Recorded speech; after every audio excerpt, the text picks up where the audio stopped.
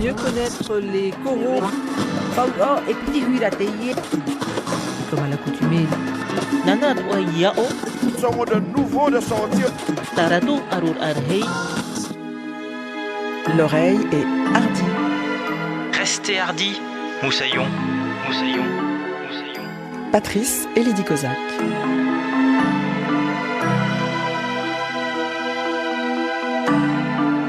Bienvenue dans l'émission qui tend l'oreille vers les cultures des Outre-mer. Il y a des domaines comme ça où l'on ne s'attend pas, où l'on ne s'attendait pas à retrouver un soupçon de diversité. Pour reprendre le mot policé, pour dire qu'en dehors d'une soi-disant norme, il peut exister autre chose. L'art lyrique en fait partie. Les interprètes ont très longtemps été uniquement blanches et blancs, et les premiers artistes noirs ou asiatiques par exemple ont surpris par leur simple présence sur des scènes d'opéra avant que l'on considère ou réalise que le talent n'avait rien à voir avec la couleur de la peau. Et au-delà des interprètes, force est de constater qu'il y a peu de rôles, peu de personnages à l'effigie de cette diversité. Mais quand même, nouvelle surprise, il en existe, et contre toute attente, déjà depuis le 19e siècle. C'est ce que montre et démontre notre invitée du jour. Elle a cherché dans le répertoire français, et elle a trouvé, des figures de femmes noires et les a remises en avant dans un spectacle qui reprend ces airs d'opéra conçus parfois par de grands noms de la musique classique. Elle nous dira dans quelles circonstances ces créations se sont faites et pourquoi ainsi les exhumer.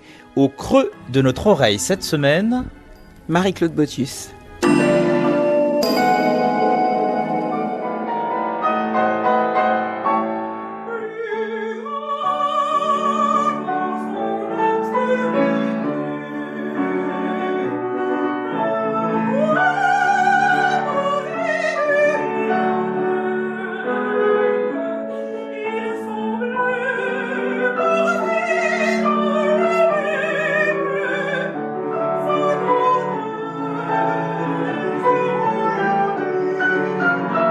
Marie-Claude Botius, bonjour.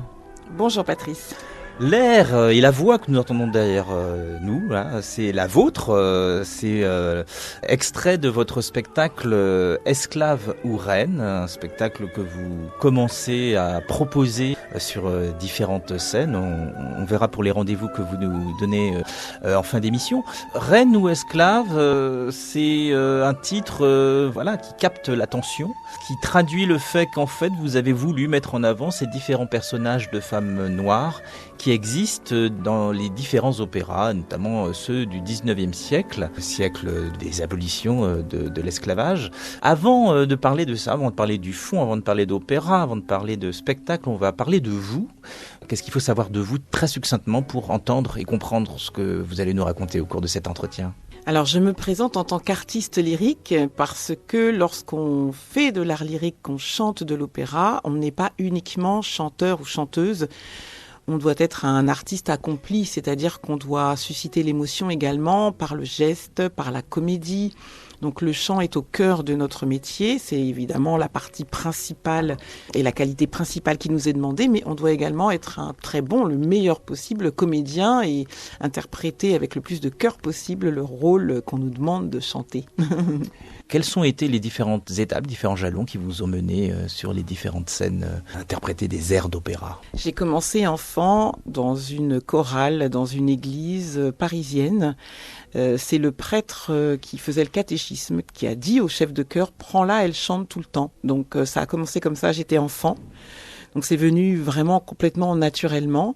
À la fin de mes études tout à fait classiques, j'ai décidé d'aller un peu plus loin et de comprendre un peu plus ce que c'était que de chanter, puisque je le faisais de manière, je dirais, un peu naturelle, instinctive.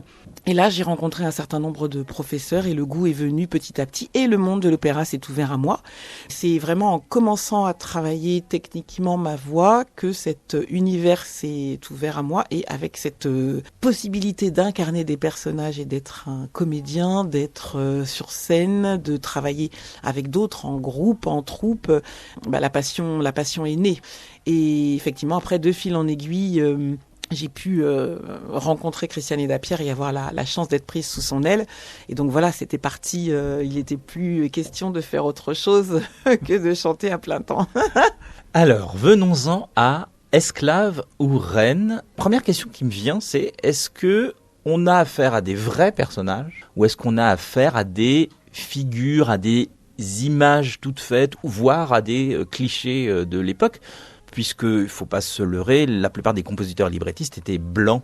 Voilà, et donc peut-être avaient une certaine image un peu figée. C'est qui ces personnages? Qui sont-elles? Là, en l'occurrence, on s'intéresse aux femmes. Justement, ce qui m'a intéressé dans ce travail de recherche, c'est de montrer qu'il y a une grande diversité de caractères et de types de personnages à cette époque. Alors qu'effectivement, lorsqu'on dit le mot exotisme, on peut avoir une vision un peu, comment peut-on dire ça, un peu négative de la femme noire. Voilà. Eh bien non. Au XIXe siècle, dans les théâtres et les opéras, on commence à parler de ce qui se passe outre-mer. Il n'y a pas de télé, il n'y a aucun média à part la presse, à part les pamphlets, les livres, les ouvrages. Et ce qui est intéressant, c'est de voir que on a quand même un courant abolitionniste qui est de plus en plus important. En France notamment, on avait eu une première abolition de l'esclavage, puis un rétablissement, puis une nouvelle abolition. Donc on est dans une période extrêmement trouble, extrêmement controversée, avec un grand nombre de débats, avec une association des Amis des Noirs, et ce qu'il y a de vraiment magnifique, c'est que justement, plusieurs ouvrages ont été créés qui montraient des femmes diverses, tout en étant des femmes noires. Et c'est ça que j'ai voulu montrer. La femme noire n'est pas considérée comme une femme objet uniquement. Elle n'est pas non plus considérée comme une femme esclave uniquement. Elle n'est pas considérée comme une femme objet de désir uniquement.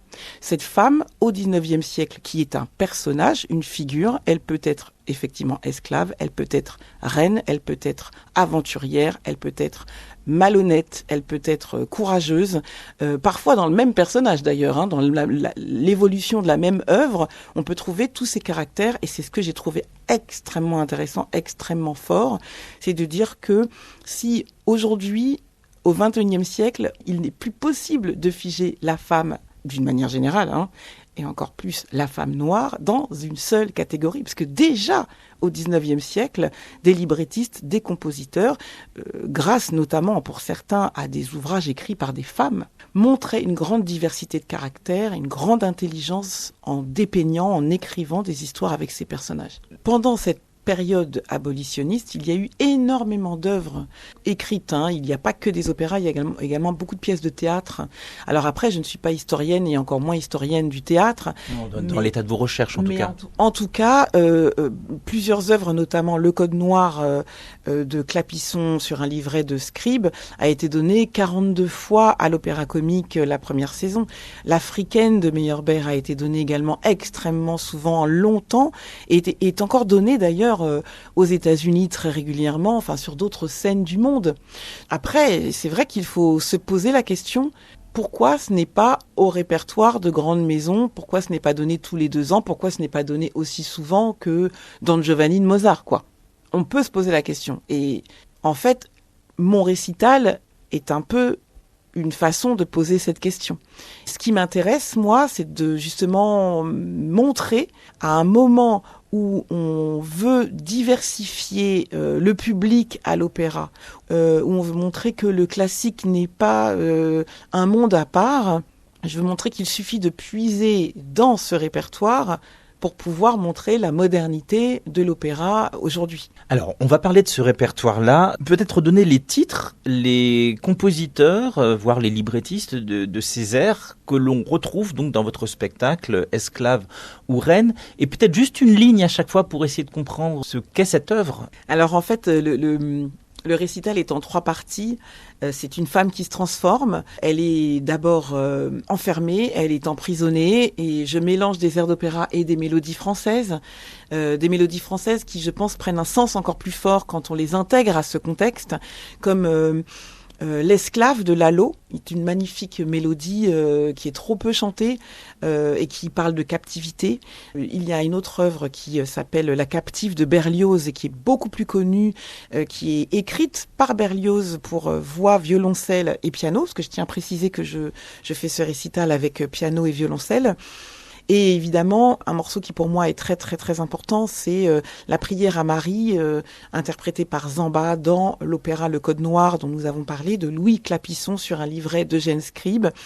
Je remercie Jérôme Correas, chef d'orchestre et directeur artistique des Paladins, qui m'a confié ce rôle merveilleux que j'ai pu donner en 2019 et début 2020, qui justement dénonçait l'esclavage, expliquait ce qu'étaient les règles du Code Noir écrit par Colbert des siècles précédemment. Et cet opéra, pour moi, est vraiment important et devrait être donné beaucoup plus régulièrement, parce qu'il montrait justement qu'on pouvait avoir un courant abolitionniste en métropole et qui était en parallèle de tous les nombreux combats qui étaient menés outre-mer, aussi bien par les captifs que par une certaine partie de la bourgeoisie. Dans le tableau 2, je montre une femme aventurière, une femme qui s'échappe, une femme qui est en train d'hésiter, qui voyage. Et je donne la part belle à un voyageur qui est également compositeur, qui s'appelle Saint-Saëns, et qui a été inspiré par les musiques du monde qu'il a pu découvrir à son époque, déjà au 19e siècle, et qui est revenu pour écrire une œuvre nommée Africa pour piano et orchestre symphonique. Dans ce tableau 2, j'ai aussi un point important qui est un air, l'air du sommeil dans l'Africaine de Meyerbeer. Là, c'est l'interprète Selika. Selika est une esclave, mais également une reine. Et dans le même opéra, elle passe par tous ces stades. Et c'est important de montrer justement cette complexité. On est dans l'exotisme lyrique, on est dans le fantasme des compositeurs, mais pourtant, on a des femmes qui sont complexes et qui ne sont pas uniquement réduites au niveau d'une femme objet ou d'une femme exotique. D'où le tableau 3 que vous avez intitulé « Devenir reine ». C'est pour dire aussi qu'il y avait donc une forme de mise en valeur de ces femmes noires. Exactement. Ce qui est vraiment magnifique, c'est qu'on a aussi un opéra qui s'appelle La Reine de Saba, de Gounod. Tout est dit avec ça. C'est vraiment superbe de voir que, oui, on est capable de voir les femmes dans toute leur complexité à travers ces œuvres. Et ces femmes peuvent être libres, elles peuvent être féminines, elles peuvent être des hôtesses, comme les adieux de l'hôtesse arabe de Bizet. Ce sont sur des textes de Victor Hugo. Donc, on a les fantasmes, entre guillemets, des artistes blancs du 19e, mais c'est pas pour autant qu'on est réduite à uniquement une seule catégorie de femmes. Et c'est ça que j'ai voulu montrer. Oui. On a des grands noms, vous avez cité Bizet, Saint-Saëns, Gounod, mais pour autant, ce ne sont pas ces œuvres-là que vous venez de nous citer que l'on entend le plus aujourd'hui. On pourrait se dire que dans une forme d'harmonisation, d'équilibre aussi entre certains personnages toujours évoqués et puis d'autres, on mettrait en avant des personnages noirs de façon globale et générale, les femmes en particulier. C'est pas les opéras les plus joués, vous l'avez dit vous-même tout à l'heure. Oui, alors par exemple, si on prend Bizet, il y a une œuvre qui est absolument magnifique, qui est très très souvent donnée, qui est aussi sur un personnage féminin, entre guillemets, d'ailleurs, exotique. C'est l'Acmé. Donc l'Acmé est un personnage qui vient des Indes. On a également les Pêcheurs de perles qui est aussi une œuvre avec une femme qui vient d'ailleurs. Donc il y a quand même des œuvres qui ont une certaine qui sont fameux et qui sont dans les répertoires. Mais on est dans une forme d'exotisme quand même, qu'on le veuille ou non. C'est ça, c'est vrai. Alors ce qui est important et ce qui est intéressant aussi pour moi, c'est justement de proposer des œuvres lyriques, des spectacles, des récitals qui aillent hors des sentiers battus et qui soient profondément également ancrés dans mes origines, étant donné que je suis martiniquaise, et qui suscitent la curiosité. Ce qui m'intéresse, c'est un peu d'être à la croisée entre le monde ultramarin et le monde de la musique classique. Et avec cette œuvre-là, je pense qu'on a mis dans le mille. Oui, Opéra Paris Outre-mer est une structure qui veut faire le lien entre ces deux mondes. en quelque sorte. Il peut y avoir des points communs malgré ce qu'on pense.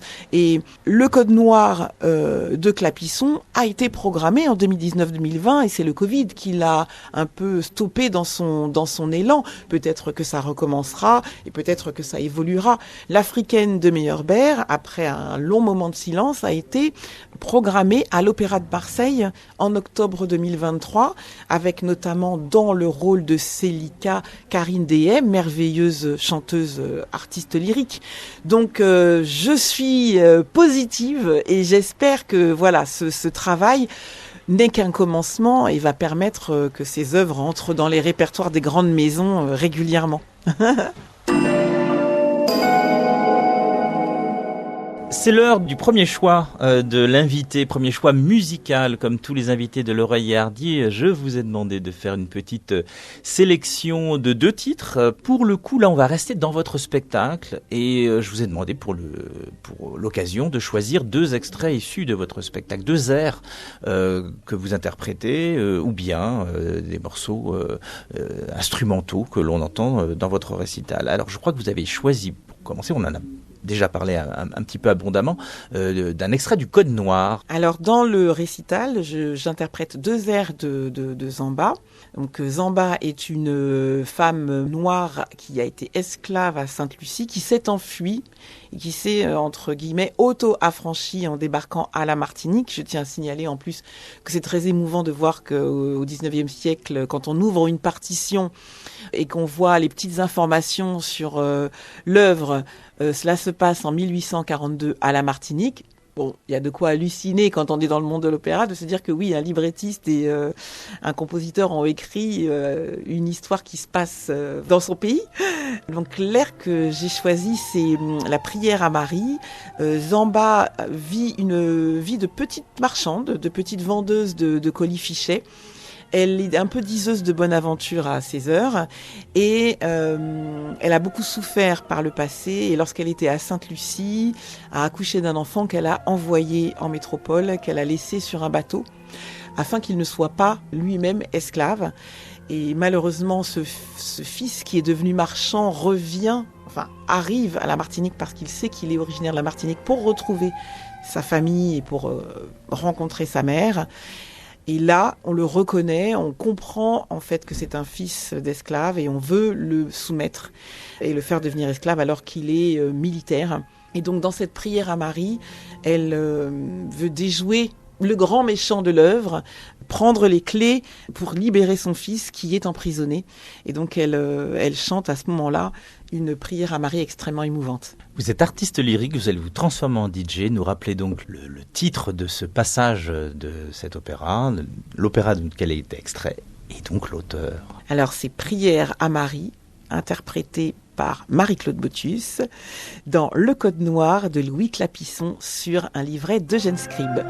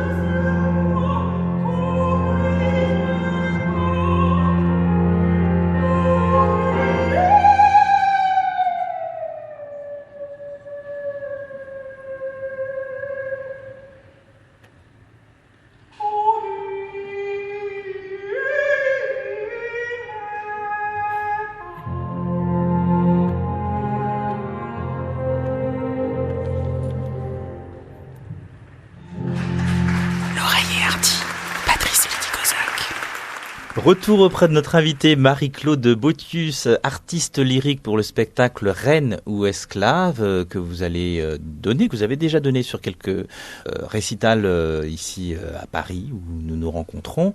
À votre connaissance, y a-t-il des velléités ou des envies dans les créations d'opéras, parce qu'il existe des opéras que l'on crée encore aujourd'hui, des opéras peut-être plus modernes évidemment.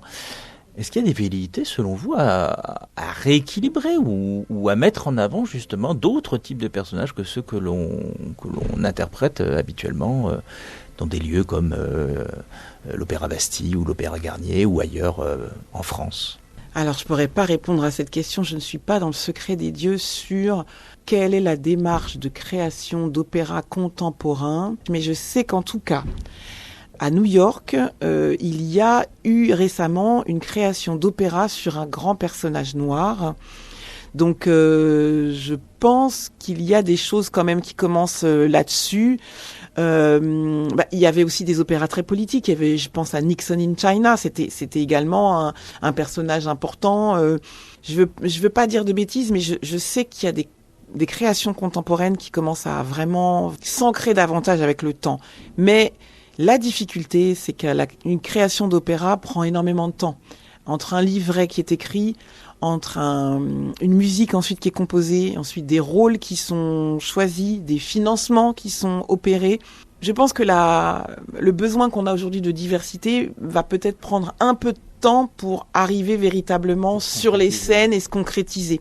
Et il me semble aussi que Marie-Laure Garnier a chanté dans un opéra contemporain récemment sur des personnages ou tirés de films assez contemporains avec des personnages d'aujourd'hui qui répondent davantage à ce besoin de diversité. On parlait de votre militance, de votre association, là, Paris Outre-mer. Il y a des choses qui ont été, qui se sont démocratisées aujourd'hui. Il y a un concours lancé par Fabrice Di Falco qui aussi commence à s'ancrer dans certaines habitudes. On commence à entendre des voix émerger de ces Outre-mer.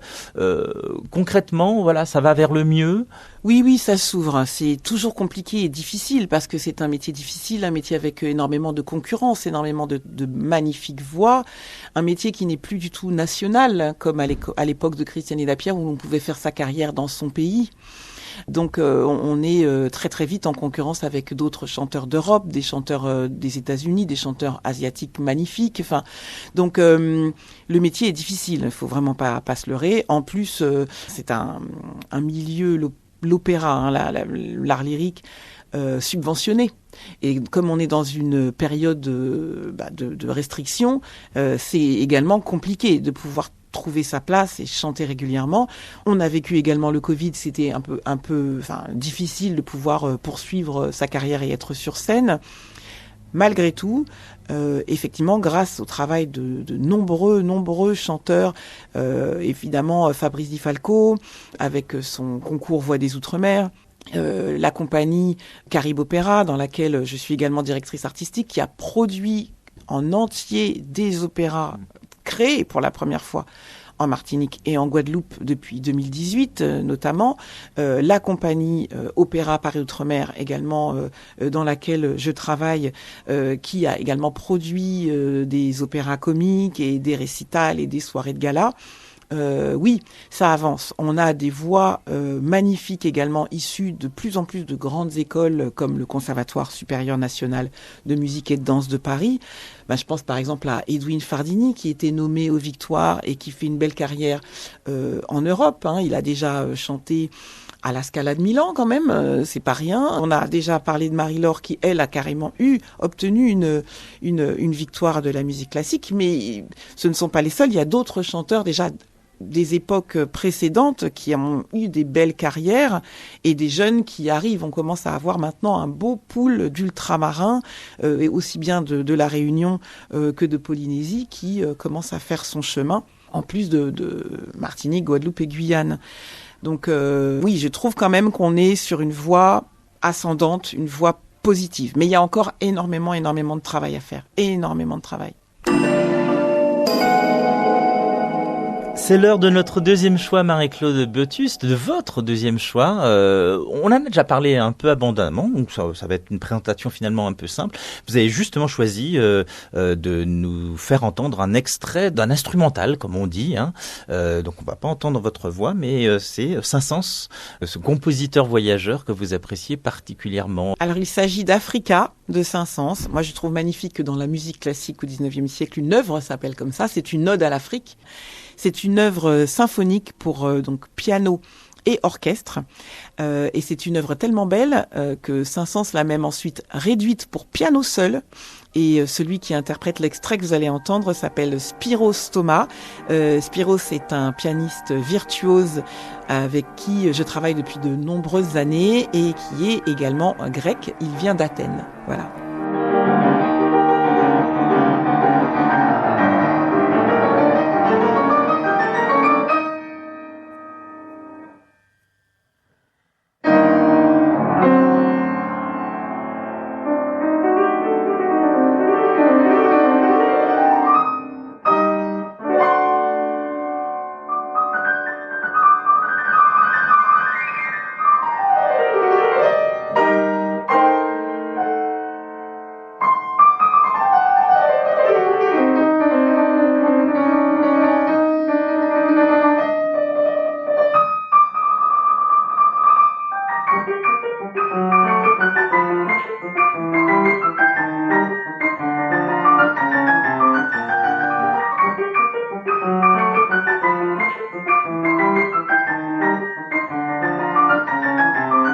L'oreille a du goût. Le goût de l'enfance, c'est le rendez-vous que nous donne chaque semaine Anne Bonneau dans cette Oreille et Hardy. Et nous allons partir à La Réunion du côté de Cilaos. On va parler des grains de chouchou qui rappellent à notre interlocuteur du jour, André, les fonds de la ravine dans les hauts de l'île de La Réunion. Écoutez. Le goût de l'enfance, c'était un rougail grain de chouchou. Boucané. Pas la peine de la boucaner, votre bestiole. Dans mon souvenir, nous allons le chouchou. Il fallait traverser bras sec, nous partions le chouchou, bonnet carré. Maintenant, on appelle bonnet de prêtre, là, c'est parce que voilà. Donc, on avait ma tante Loreda qui baissait à nos coups de balai de zig parce que nous riait, nous étions contents. On a dit, supportez pas notre bonheur. On a dit, mais mon bon petit baise, votre maman vient de là. Remplis les sacs chouchou.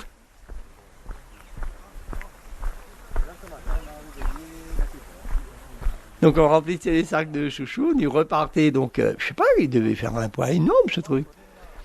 Et on descendait dans le fond de Rabenjois, on remontait, parce qu'on y habitait en haut du rempart derrière l'hôpital de Cilaos. Le chouchou, il partait trapper bonnet carré. C'était le vieux chouchou en fait, pour les animaux.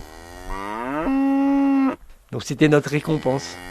Parce que le chouchou, c'était pour les cochons, les bœufs, les poulets, les canards. Et donc là, tous les chouchous étaient secs et tous les grains étaient ramassés au-dessus du feu de bois. Ils mettaient en l'air, c'est une espèce de gounis. Ils mettaient en l'air comme ça. Et puis quand on avait quelques kilos là, ben là, ils faisaient un rougail grain de chouchou. Ça, c'est un sommet. Un sommet. L'oreille est Hardy.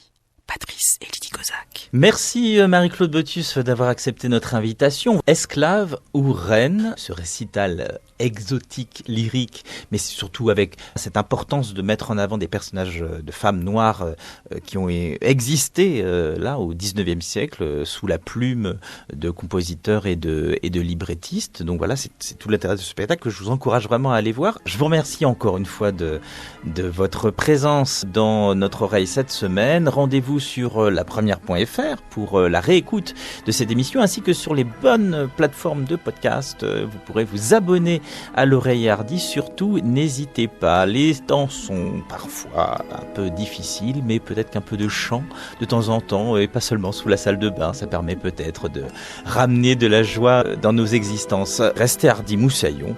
Rendez-vous la semaine prochaine et on se quitte sur un air lequel avez-vous choisi? Alors en fait, je pense que ça peut être sympa les adieux de l'hôtesse arabe puisque nous disons adieu et nous terminons l'émission, donc pourquoi pas avec cet air-là.